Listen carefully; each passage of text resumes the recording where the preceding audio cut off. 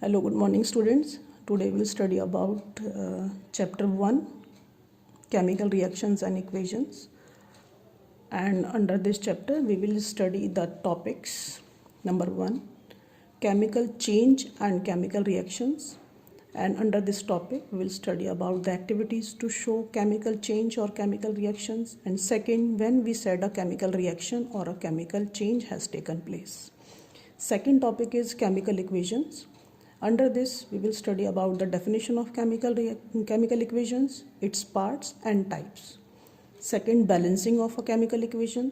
And third is need of balancing a chemical equations and how we can make a reaction more informative.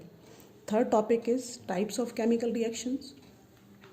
Under the type of chemical reactions, first type is combination reaction along with the exothermic reaction. Second is decomposition reaction, then it's three types: thermal decomposition reaction, electrolytic decomposition reaction, and photolytic decomposition reaction. Third is displacement reaction, we also call it single displacement reaction. And fourth one is double displacement reaction, and also call it precipitation reaction and metathesis reaction also.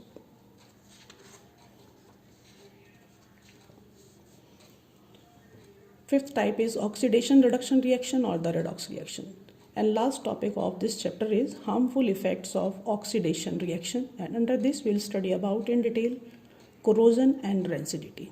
Okay, and it's my request to all of the students to keep the NCERT book along with yourself, and we have to explain the first what do you mean by chemical reaction or chemical change.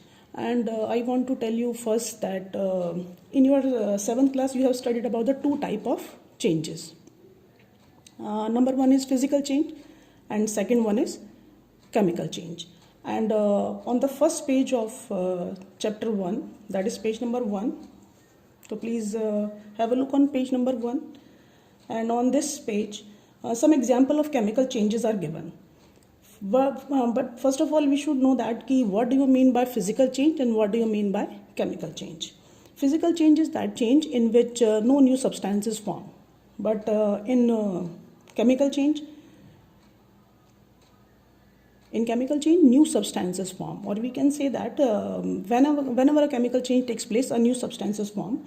And some example are given on page number 1. Number 1 is